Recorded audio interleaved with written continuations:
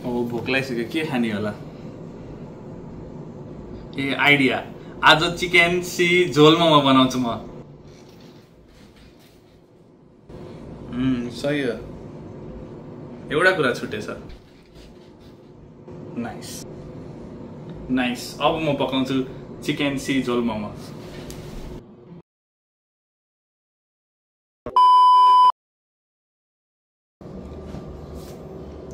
यो चाहिँ मैले यो घरमा नै बेलेर बनाएको मिठो लाग्छ त्यो उस किनेको भन्दा त्यही भएर यो बेलेर पिठो मुसेर अनि यो कचौराले चाहिँ इन्डियनमा पाइन्छ यो निकालेर यो यस्तो रोटीहरू निस्किरहेछ अनि यो थोरै बनाउनलाई खासै टाइम लाग्दैन अनि रोटीहरू चाहिँ यही हो अनि यसमा चाहिँ अब यो रोटीहरू चाहिँ यहाँबाट यसरी निस्केपछि यता राखेर अनि किमा रेडी भइसकेको छ अगाडि नै अब यो र्याप गर्ने हो अब यो मेरो चाहिँ यो किमा यो भयो हैन यो रोटीहरू यहाँ छ यो रोटी चाहिँ रेडीमेड पनि पाउँछ त्यो त्यस्तो मिठो हुँदैन अब यो चाहिँ मेरो किमा र्याप गर्ने तरिका भनेको चाहिँ कस्तो छ भने मेरो चाहिँ सिम्पल खाले छ मलाई चाहिँ हातमा राखेर आउँदैन अलिकति क्लोज अप यसको चाहिँ यस्तो गरेर अलिकति फोल्ड गर्यो अनि यसलाई फोल्ड गर्यो प्रेस गर्यो फोल्ड गर्यो प्रेस गर्यो गर्दै गर्दै यस्तो अनि यस्तो गरेर यो भयो हामी चाहिँ फ्रेस बनाइरहेको छौँ हैन अझ एउटा लास्ट एउटा देखाउँछु म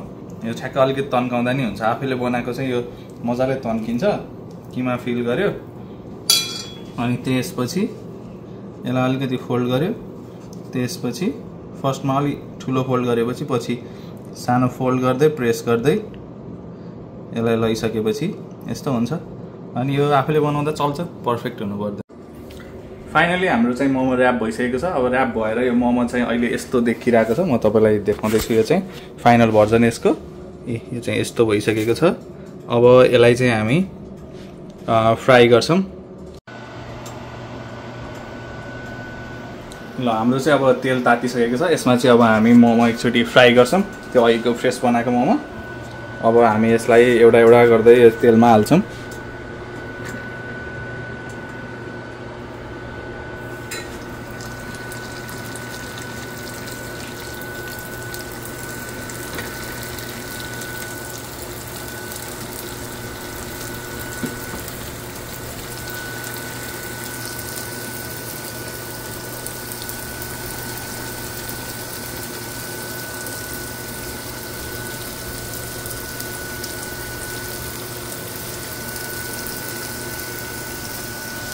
ल देख्न सक्नुहुन्छ यो तेलमा हालिसक्यौं हामीले अब यसलाई एकछिन हल्का गोल्डन क्रन्ची भएपछि अनि यसलाई निकाल्छौं अनि त्यसपछि अरु प्रोसेस यसको कन्टिन्यु गर्छौं यो चाहिँ फर्काउने बेला भइसक्यो यसको गोल्डन भइसक्यो क्रन्ची छ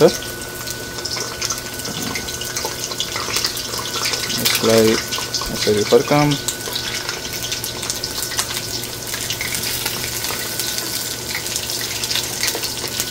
यति गरेर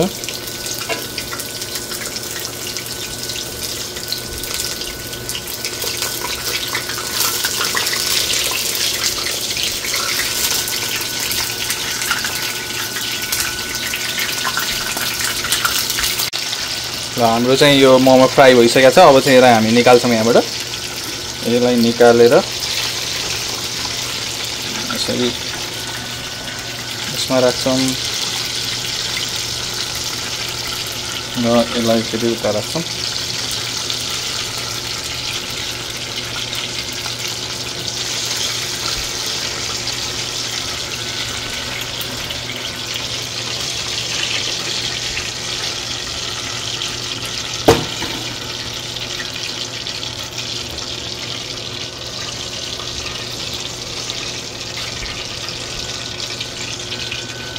ल यो ब्याच चाहिँ रेडी भयो अब यसमा चाहिँ अर्को ब्याच फ्राई गर्छौं सेम प्रोसेस अलिकति ग्यास बढाएर फेरि यसलाई यतै हाल्छौं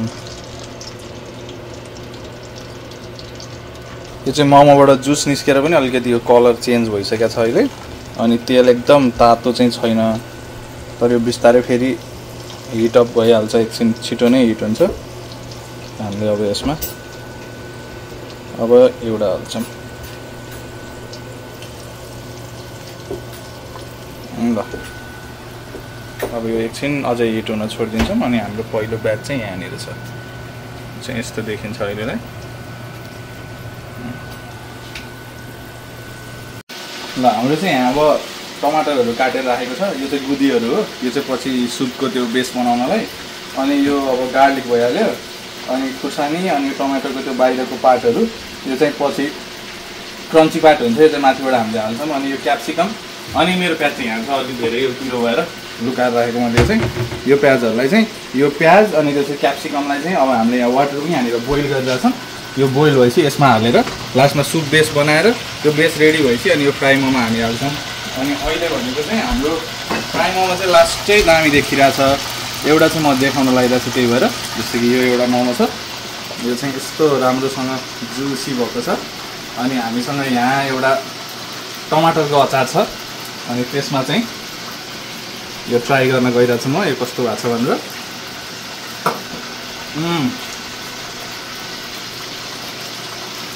यतिकै पनि मिठो भएर थियो अरू केही चाहिँदैन केचप सेचप भयो भने कुनै हट ससहरूसँग खाँदा पनि मिठो हुन्छ तर मैले चाहिँ त्यो झोल मोमो नै बनाउन खोजेको भएर अब हामीले चाहिँ पुरै प्रोसेस नै गरिरहेछौँ तपाईँहरूलाई चाहिँ यतिकै मिठो लाग्छ भने यो एकदमै दामी भएको छ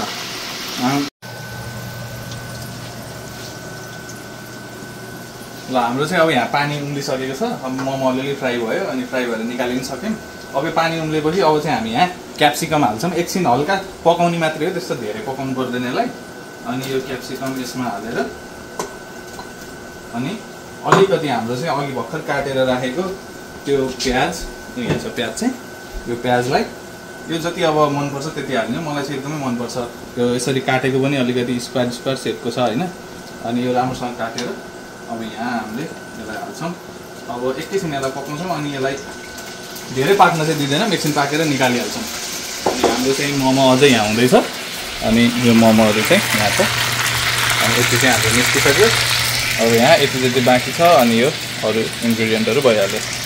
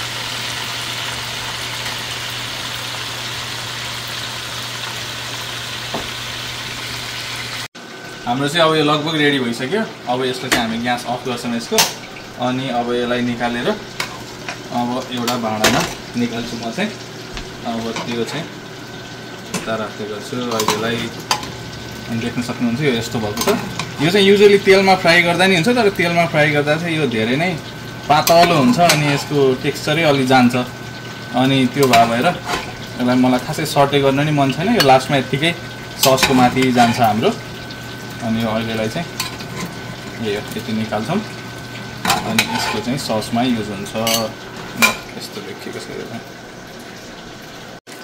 ल अनि मैले त्यसलाई निकालेर अब धेरै ओभरकुक नहोस् भनेर यसलाई अलिकति चिसो पानीमा हालेर राखिदिएको छु अहिलेलाई चाहिँ अनि यो अब ठ्याक्क पछि राख्ने बेलामा यहीँबाट निकालेर राख्छौँ अनि हाम्रो अझै यो फ्राई हुँदै नै छ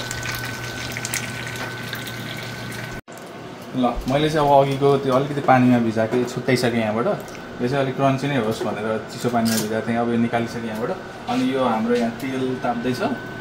यो भाँडा चाहिँ लगभग रेडी भइसक्यो। यसलाई मिडियममा हालेर अब अलिकति यसमा तेल हाल्छु म।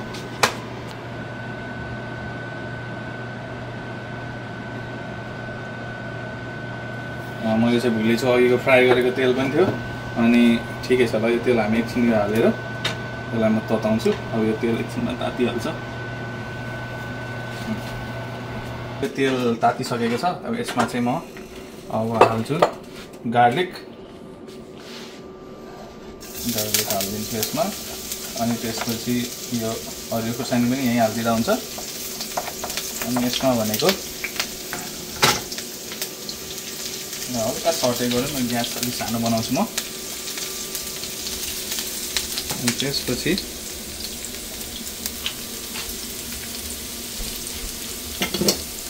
यसमा चाहिँ मसँग अघि अलिकति निकालेको त्यो टमाटरको गुदीहरू पनि छ। यसलाई पनि म हल्का फ्राई गर्छु। यसलाई यसमै हालेर त्यो गऱ्यो भने चाहिँ अलि राम्रो हुन्छ यसको टेस्ट।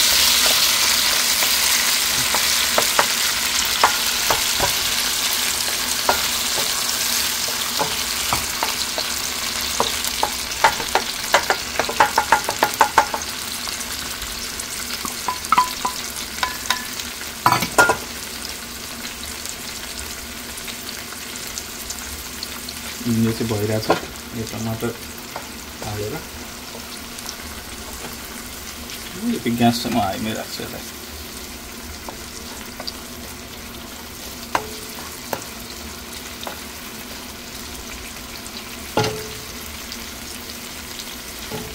र यसमा अब अलिकति म चाहिँ केचप पनि हाल्दै गर्छु अहिले नै। अब त्यो धेरै पनि पाक्न नदिन्छ टमाटरलाई। अहिले त्यो बोइल हुँदा नि पाकिहाल्छ। अनि यसमा चाहिँ म अब त्यो केचप हाल्दैछु।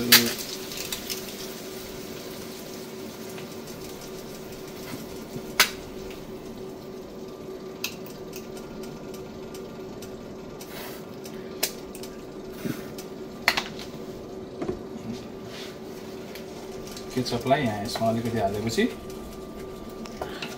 यसमा चाहिँ हामी अलिअलि स्पाइसहरू पनि एड गर्छौँ। अब त्यो चाहिँ आफ्नो टेस्ट अनुसार अलिकति सल्ट हैन, अनि सल्ट धेरै हाल्नु पर्दैन, हल्का हाले हुन्छ सल्ट। अनि त्यसपछि अलिकति यसमा चाहिँ ब्ल्याक पेपर हाल्दा पनि हुन्छ, नत्र भने चाहिँ खुर्सानीको धुलो पनि अलिकति राख्दा खासै केही हुँदैन। म चाहिँ यसमा यो पनि हाल्दैछु अलिकति ब्ल्याक पेपर, टेस्टको लागि मात्रै हो। अनि यो राखेर अब म यसमा अलिकति चाहिँ खुर्सानीको धुलो पनि हाल्छु कलरको लागि। यो चाहिँ मेन पिरो भन्दा पनि यो हालेर अब यसलाई हल्का म एकछिन यसलाई हल्का कुक गर्छु। यो चाहिँ देख्न सक्नुहुन्छ यस्तो भएको छ अहिले।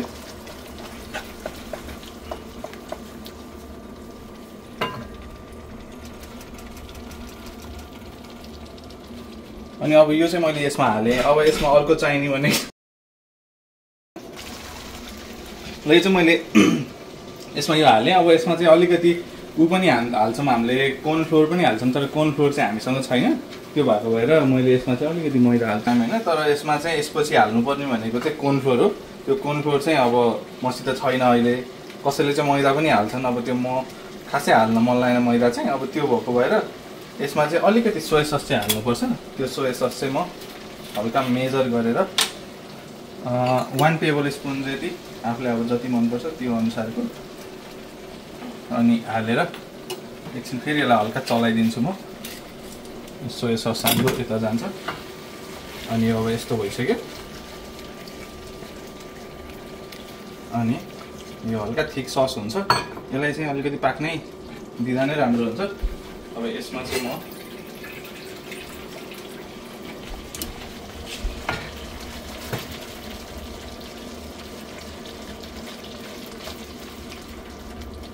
यो चाहिँ पाक्दैछ।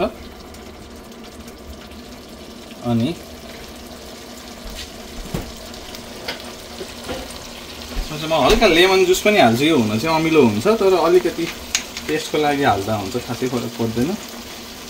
अलिकति मात्रै हाल्छु किनभने यो पहिला नै अमिलो छ हैन। यो लेमन जुस भइसक्यो हो। अब त्यसपछि यो लगभग एकछिन पाकिसक्यो, यो थिक सस भइसकेको छ हैन।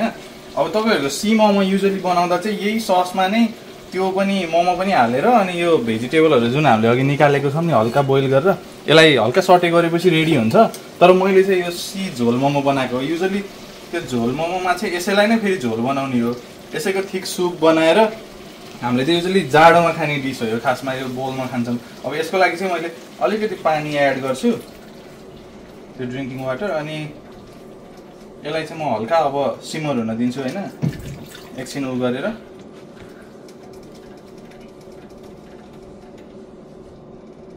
यति हालौँ, धेरै उ पनि नगरौँ। अब यसलाई म हल्का एकछिन बोइल हुन दिन्छु।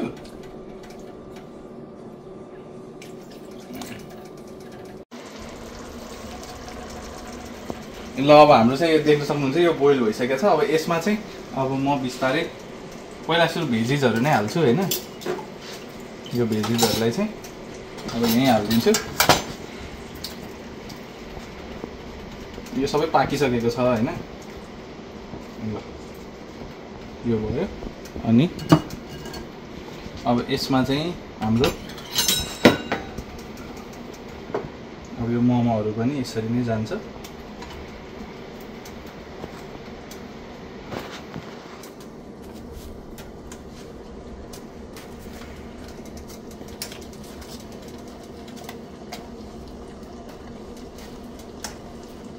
अब यो मोमो हालेर यसलाई एकछिन म चलाइदिन्छु अनि एकछिन यसैमा यसलाई म पाक्न दिन्छु। अनि यो चाहिँ यसको सुप बेस रेडी हुन्छ बिस्तारै। ल हल्का त्यस्तो खाले उबाइसकेको छ। अनि यसैमा अब यो टमाटर पनि यसमै हाल्दिदा हुन्छ किनभने यो बाहिरको उ मात्रै हो, यसको कभर मात्रै हो, त्यो धेरै कुक हुनु पर्दैन यसलाई।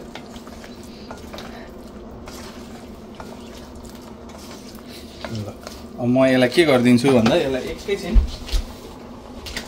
यसलाई कभर गर्दिन्छु। ल मैले चाहिँ अब यो चिकन सी झोल मोमो त्यो हामीले ब्याचलरमा खाएको जस्तो बनाउन ट्राई गरेको हो हैन। यो चाहिँ बोलमा पुरै सुपसँग आउँछ अनि त्यो त्यसैको लागि बनाउँदाखेरि अहिले चाहिँ हाम्रो सुप पनि यो मोमो यसमै पाकिसकेको छ लगभग। अब यसलाई चाहिँ म ग्यास पनि अफ गरिदिन्छु। अनि यो भनेको हाम्रो अहिले यस्तो देखिरहेछ। यो चाहिँ यसको सुप बेस हो अनि यो चाहिँ क्याप्सिकमहरु भेजिजहरु सबै छ। अब यसलाई चाहिँ म यसमा प्लेटिङ गर्छु। यो अब यस्तो गरेर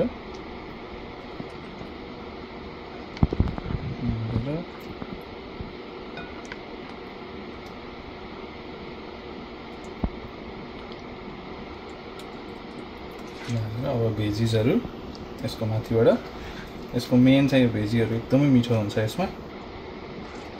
अनि यो जाडोको लागि चाहिँ एकदमै बेस्ट फुड हो। यो गरेर अब म यसमा अलिकति यसको सुप हाल्दिन्छु। सुप चाहिँ यसको यहाँ छ।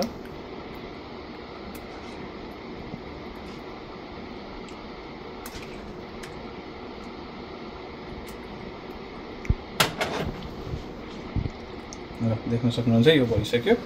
अब यसमा चाहिँ अब यसलाई चाहिँ हामी बिस्तारै अब टेस्टिङ गर्छौं। यो चाहिँ अहिले यस्तो देखिएको छ।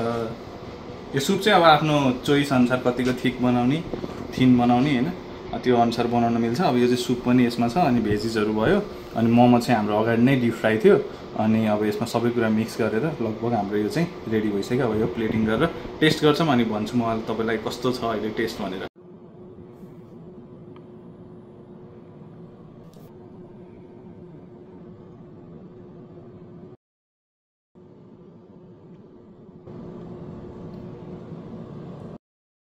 ल तपाईं देख्न सक्नुहुन्छ हाम्रो चाहिँ यो रेडी भइसकेको छ अनि अब चाहिँ म यसलाई टेस्ट गर्न गइरहेको छु।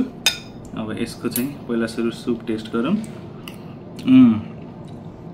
सुप एकदम मिठो भएको छ अनि यो भेजिजहरु पनि यसको मेन एसेन्स चाहिँ भेजिजहरु पनि हो। अनि यो मोमो यो चाहिँ सही यही सुपमा पाकेको छ, मजाले भित्रसम्म गएको छ हैन। अब यसको टेस्ट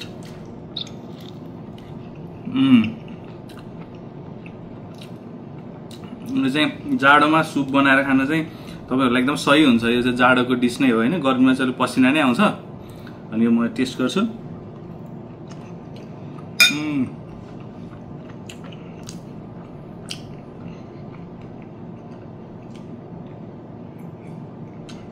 यो चाहिँ एकदमै मिठो छ। अनि तपाईले अब घरमा बनाउनु भयो भने चाहिँ यसरी सी बनाउन मिल्छ।